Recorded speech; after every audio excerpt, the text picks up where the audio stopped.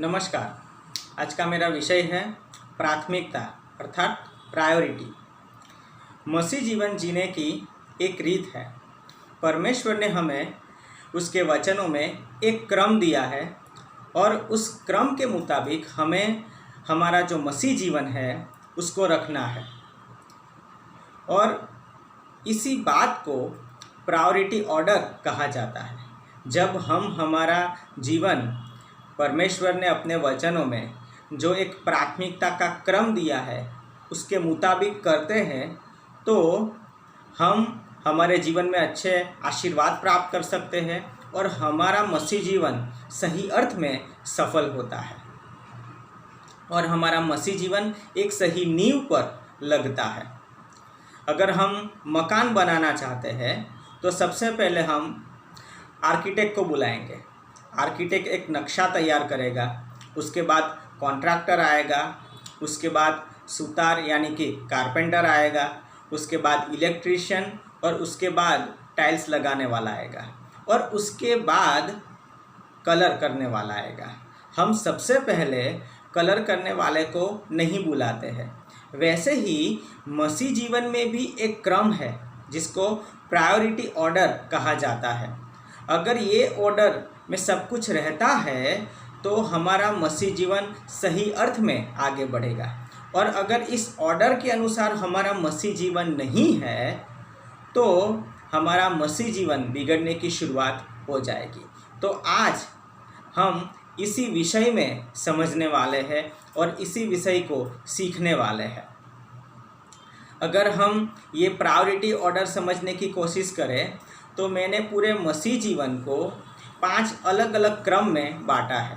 जैसे कि सबसे पहले परमेश्वर आते हैं, दूसरे क्रमांक पर हमारा कुटुंब या परिवार आता है, तीसरे क्रम पे हमारी कलीसिया, हमारी सेवकाई और हमारे वाचा के रिश्ते आते हैं, चौथे क्रमांक पर हमारी जिम्मेदारी, हमारा काम आता है और पांचवें क्रमांक पर दुनिया, हमारे रिश्ते या हमारे शौक़ को हम रख सकते हैं।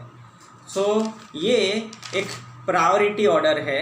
अब हम उसको डिटेल में समझना चाहते हैं। तो जैसे मैंने कहा सबसे पहले परमेश्वर आते हैं। अब जब हम ये कहते हैं कि हमारे जीवन में परमेश्वर का स्थान सबसे प्रथम है तो उसका मतलब क्या होता है? परमेश्वर हमारे जीवन में सबसे प्रथम है, इसका अर्थ है परमेश्वर के प्रति हमारा प्रेम, परमेश्वर के प्रति हमारी बलिदान देने की तैयारी और भावना, परमेश्वर के प्रति हमारी अधीनता और समर्पण, परमेश्वर के वचनों का धोरण हम हमारे जीवन में कितना रखते हैं और परमेश्वर के वचनों के प्रति हम कितने गंभीर हैं। हमारे जीवन के फैसले हम परमेश्वर को कितने केंद्र स्थान पर रखकर करते हैं, ये सभी बातों को हम रख सकते हैं कि परमेश्वर हमारे जीवन में प्रथम है। हमारे जीवन में अगर ये सब बातें हैं तो हम ऐसा कह सकते हैं कि परमेश्वर हमें हमारे जीवन में सही अर्थ में प्रथम है। अब कुछ वचनों के द्वारा हम ये देख सकते हैं कि परमेश्वर हमारे जीवन में प्रथम होने चाहिए। जैसे कि मत्ती की सुसमाचार उसका 6वां अध्याय और उसका 33वां पद ऐसा कहता है कि हमें हमारे जीवन में सबसे प्रथम परमेश्वर के राज्य को और धर्मीपन को ढूंढना चाहिए, रखना चाहिए। तो हम जिसको प्रेम करते हैं उसको ही हम ढूंढते हैं। तो इस वचन के अनुसार हमारे जीवन में सबसे प्रथम परमेश्वर होने चाहिए। प्रेरितों के काम उसका 5वां अध्याय और उसका 29वां पद ये कहता है कि हमें मनुष्यों के दबाव में नहीं आना चाहिए, लेकिन हमें हमारे जीवन में परमेश्वर की इच्छा प्रथम रखनी चाहिए। मत्ती की सुसमाचार उसका 4वां अध्याय उसका 4वां पद ऐसा कहता है, खाने से ज़्यादा परमेश्वर का वचन महत्व रखता है। लूका लिखित सुसमाचार उसका 8वां अध्याय उसकी 19वीं आयत से 21वीं आयत तक का जो खुलासा है वो यह कहता है, माता पिता से परमेश्वर का स्थान महत्वपूर्ण है। माता पिता से भी बढ़कर परमेश्वर है। पहला करंती 7वां अध्याय उसका 5वां पद ऐसा कहता है कि पति और पत्नी सिर्फ प्रार्थना के लिए ही अलग हो सकते हैं। यानी कि पति और पत्नी के बीच में अगर कोई प्रवेश कर सकता है, उनके रिश्ते के बीच में अगर कोई आ सकता है तो वो खुद परमेश्वर है। और इसलिए पति के लिए भी पत्नी से ज़्यादा परमेश्वर होने चाहिए और पत्नी के लिए भी पति से ज़्यादा परमेश्वर होने चाहिए। प्रकाशित वाक्य 2 अध्याय उसका 4 और 5वां पद ऐसा कहता है कि परमेश्वर एक कलीसिया के प्राचीन को ऐसा कहते हैं, तूने अपना पहले प्यार का त्याग किया है। यानी कि हमारे जीवन का जो पहला प्यार है वो वास्तविक अर्थ में परमेश्वर खुद होने चाहिए। तो जब हम ये कहते हैं कि परमेश्वर हमारे जीवन में प्रथम है तो इसका मतलब ये होता है।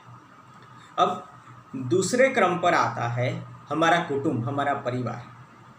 मसीह जीवन में सबसे प्रथम परमेश्वर है और उसके बाद हमारा कुटुंब है। और हमारे कुटुंब में हम हमारी पत्नी, हमारा पति या हमारे बच्चों को रख सकते हैं। और अगर हमारे माता पिता सही अर्थ में नए सिरे से जन्म पा चुके हैं, नया जन्म उनका हुआ है, तो उनको भी हम ये कैटेगरी में रख सकते हैं।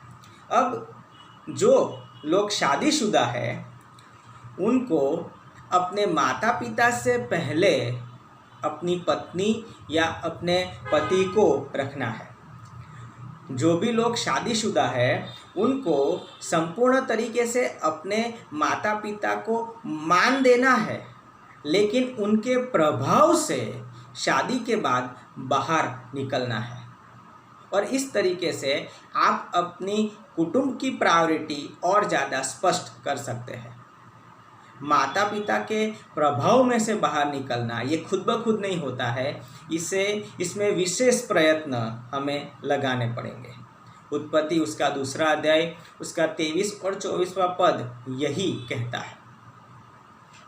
अब अगर हम पहला तीमोथी 3 अध्याय 2 से 5 आयत पढ़े तो उसमें एक बात स्पष्ट होती है कि व्यक्ति के जीवन में परमेश्वर के बाद उसका कुटुंब आता है। और इसीलिए चर्च में भी अगर किसी व्यक्ति को सेवकाई करने का अगर मौका मिलता है तो सबसे पहले उसकी परख होती है कि वो अपने कुटुंब में कैसा है। और इसलिए चर्च से पहले भी कुटुंब आता है। पहला तीमोथी उसका 5वां अध्याय उसका 8वां पद ऐसा कहता है कि अगर जो भी कोई व्यक्ति है, चाहे वो स्त्री हो या पुरुष हो, लेकिन अगर अच्छे तरीके से अपने परिवार की संभाल नहीं करता है तो उसने विश्वास को त्याग दिया है। और ऐसा व्यक्ति तो अविश्वासी से भी ज़्यादा खराब है। यानी कि परमेश्वर के बाद व्यक्ति पर उसकी कुटुंब की जिम्मेदारी है। कुटुंब को समय देना, उसका ध्यान रखना, उसकी ज़रूरतें पूरी करना और उसको मान सम्मान और प्यार देना और उपलब्ध बनना। अब परमेश्वर ने विश्वासियों के कुटुंब में भी एक व्यवस्था रखी है, एक प्राथमिकता का क्रम रखा हुआ है। उसे भी इस समय ध्यान में रखना ज़रूरी है। कुटुंब में मुख्य स्थान पति का है और उसकी जिम्मेदारी भी प्रथम है। पत्नी पति के अधिकार के नीचे है और बच्चे जो है वो माता पिता दोनों के अधिकार के नीचे है। पति की पहली और मुख्य जिम्मेदारी है कि वो कुटुंब का ध्यान रखे। कुटुंब कौन सी दिशा में जा रहा है, कुटुंब में एकता है या नहीं, कुटुंब के हर एक सभ्य का जो आत्मिक परिस्थिति है वो कैसी है। जब भी ज़रूरत पड़े व्यक्ति ने हर एक अपना जो कुटुंब है उसको, पुरुष को अपने कुटुंब के हर एक सभ्य को एक अच्छा पोषण देना है, उसको हिम्मत देनी है, उसको बल देना है और उसको प्रोत्साहन देना है।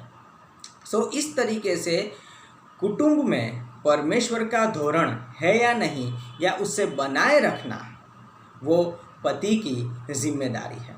परमेश्वर ने पति को कुटुंब का मुख्य व्यक्ति बनाया है और उसका अधिकार मुख्य है और परिवार में प्रथम है। पत्नी वो पति के अधिकार के नीचे है और इसीलिए कोई भी पत्नी ऐसा नहीं कह सकती कि मैं सीधी ही परमेश्वर के अधिकार के नीचे हूँ।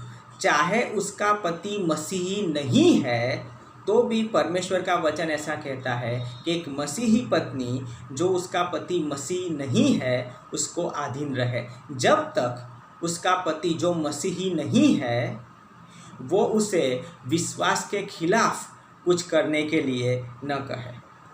तो यहाँ पत्नी वो पति के अधिकार के नीचे है, और जो पति है उसे भी ये चेतावनी दी गई है कि उसे ये जो अधिकार दिया गया है परमेश्वर की ओर से, उस अधिकार का उपयोग वो व्यक्तिगत आनंद यानी कि पर्सनल एन्जॉयमेंट के लिए न करे। सो कुटुंब की एक भीतर की व्यवस्था यह हो, ये बहुत ज़रूरी है। यीशु मसीह, उसके नीचे पति, उसके नीचे पत्नी, और पति और पत्नी दोनों के नीचे बच्चे आते हैं। अब तीसरे क्रम पे आता है चर्च यानी कि कलीसिया, सेवकाई यानी कि मिनिस्ट्री या तो वाचा के संबंध, हमारे जो वाचा के रिश्ते हैं उनकी बात है। तो सबसे पहले परमेश्वर है, उसके बाद हमारा परिवार है, उसके बाद हमारे लिए हमारी कलीसिया आती है। परमेश्वर ने सबसे पहले आदम और हवा को बनाया और उसके बाद परमेश्वर ने दृश्यमान जगत में कलीसिया की रचना की। और इस तरीके से देखा जाए तो चर्च में कुटुंब होते हैं, परिवारों से चर्च बनता है, और इसलिए जो चर्च है, जो सेवकाई है, वो कुटुंब के बाद आती है। अब यहाँ एक महत्व का सिद्धांत जो मैं आपको समझाना चाहता हूँ वो यह है कि हमारे जीवन में परमेश्वर प्रथम होने चाहिए, लेकिन परमेश्वर यानी कि परमेश्वर का काम नहीं, परमेश्वर की सेवकाई नहीं। सबसे पहले परमेश्वर, दूसरे क्रम पर आता है हमारा परिवार, और तीसरे क्रम पर आता है परमेश्वर का काम। कई लोग ऐसा मानते हैं कि परमेश्वर यानी कि परमेश्वर का काम, लेकिन हमेशा ऐसा नहीं होता है। जब किसी व्यक्ति को चर्च में सेवकाई के लिए चुना जाता है तो सबसे पहले उसकी परख होती है कि वो कुटुंब में अपनी पत्नी के साथ कैसा व्यवहार करता है, अपने बच्चों की वो कैसे परवरिश करता है।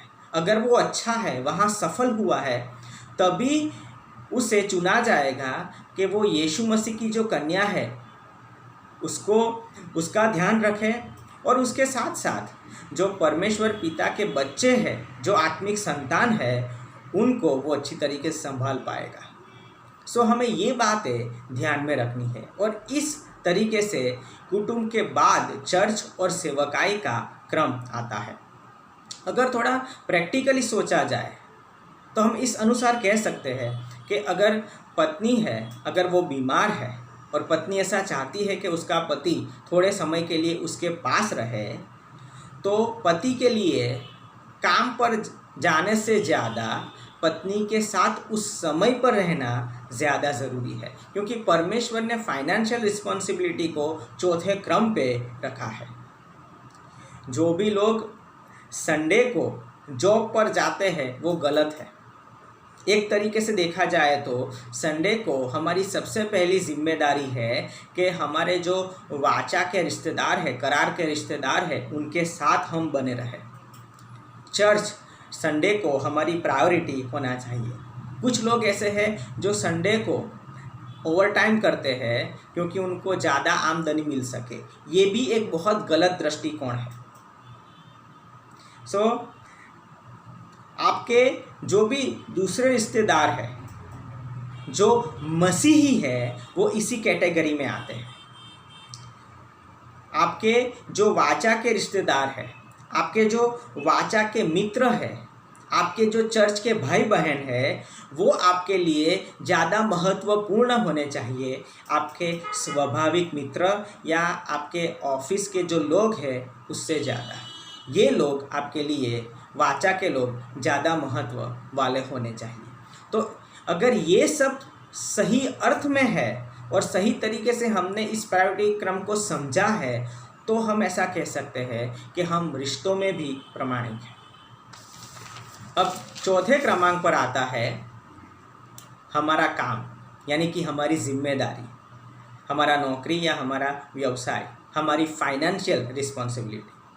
तो सबसे पहले परमेश्वर है, उसके बाद परिवार है, उसके बाद चर्च और वाचा के संबंध है, और उसके बाद हमारी फाइनेंशियल रिस्पॉन्सिबिलिटी है।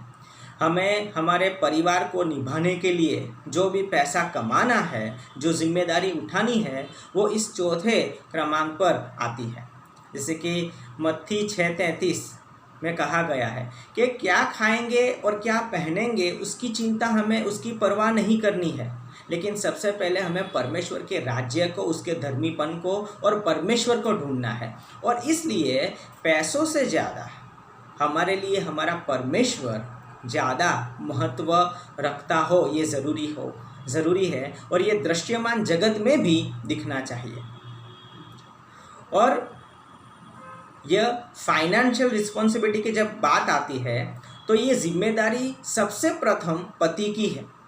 और आज का समय ऐसा है कि पत्नी भी उसका साथ कमाने में दे सकती है, लेकिन पत्नी के पास ये विकल्प है, ऑप्शन है कि वो काम करे या न करे, लेकिन पति के पास ऐसा कोई ऑप्शन नहीं। पति के लिए परमेश्वर ऐसी इच्छा रखते हैं कि वो काम करे ही। पुरुष एक अच्छे तरीके से परिवार की संभाल लेने वाला व्यक्ति होना चाहिए, पैसों के दृष्टिकोण से भी। कभी भी पैसों की वजह से पत्नी और पति के बीच में क्लेश नहीं होना चाहिए। कौन ज़्यादा कमाता है ऐसे प्रश्न या ऐसी स्पर्धा नहीं होनी चाहिए, क्योंकि परमेश्वर की दृष्टि में पति और पत्नी दोनों एक ही है, और इसलिए परमेश्वर उस कुटुंब को ये आमदनी देते हैं। पति इतना कमाता है और पत्नी इतनी कमाती है, ऐसा प्रश्न नहीं है। परमेश्वर दोनों को एक ही देखते हैं, और इसलिए जो इनकम है वो एक जॉइंट इनकम के स्वरूप में परमेश्वर उस कुटुंब को देते हैं। सो पुरुष का अधिकार कुटुंब में पैसों की वजह से नहीं है, लेकिन परमेश्वर की धोरण की वजह से परमेश्वर ने पुरुष को अर्थात पति को वो अधिकार दिया हुआ है। मैं यहाँ ये भी कहना चाहता हूँ कि नौकरी में हमें जो भी मौके मिलते हैं, यानी कि अर्थात पैसे कमाने में हमें जो भी मौके मिलते हैं, उसको हमें बहुत सोच विचार कर पसंद करना चाहिए, सोच विचार कर उसका स्वीकार करना चाहिए। क्योंकि कई व्यवसाय, कई काम, कई बिजनेस ऐसे होते हैं कि जो हमें हमारे कुटुंब से और हमारे चर्च से काफ़ी दूर ले जाते हैं। सो हमें गंभीरतापूर्वक हर एक मौके के बारे में सोचना चाहिए और उसके बाद ही उसका स्वीकार करना चाहिए, क्योंकि हमारे जीवन में और परमेश्वर की दृष्टि में पैसों से ज़्यादा हमारा कुटुंब, हमारी चर्च की संगति और परमेश्वर ज़्यादा महत्व रखते हैं। परमेश्वर की दृष्टि में हमारा आत्मिक जीवन हमारे पैसों से ज़्यादा महत्वपूर्ण है। तो वही दृष्टिकोण हमें भी बनाए रखना है। तो कई लोग ये पूछेंगे, क्या काम नहीं करना चाहिए? काम तो करना ही चाहिए, क्योंकि परमेश्वर का वचन भी ऐसा कहता है, और हमारे कुटुंब को संभालने के लिए काम करना भी ज़रूरी है। लेकिन कहाँ काम करना, कितना काम करना, कैसा काम करना, इन सभी बातों के बीच में एक बैलेंस बनाए रखना बहुत ज़रूरी है। हम 10 घंटे भी काम कर सकते हैं और 12 घंटे भी काम कर सकते हैं, लेकिन अगर ज़्यादा व्यस्त हो गए तो हमारी व्यस्तता की वजह से हमारे आत्मिक जीवन में शैतान के लिए दरवाजे खुल जाते हैं। तो हमें इतना भी व्यस्त नहीं होना है कि हम शैतान के लिए दरवाजे खोल दें। जैसे बलाम भविष्यवक्ता था, लेकिन उसने परमेश्वर की आवाज़ से ज़्यादा द्रव्य या पैसों पर ध्यान दिया। उसने अपनी प्राथमिकता को डिस्टर्ब कर दिया और उससे बहुत ही बड़ा आत्मिक नुकसान हुआ। सो इन सभी बातों से हमें सीख लेनी है। अब 5वें क्रमांक पर आता है, हमारे ऐसे रिश्ते या ऐसे लोगों के साथ रिश्ते जो मसीही नहीं है, या दुनिया या दूसरी बातें।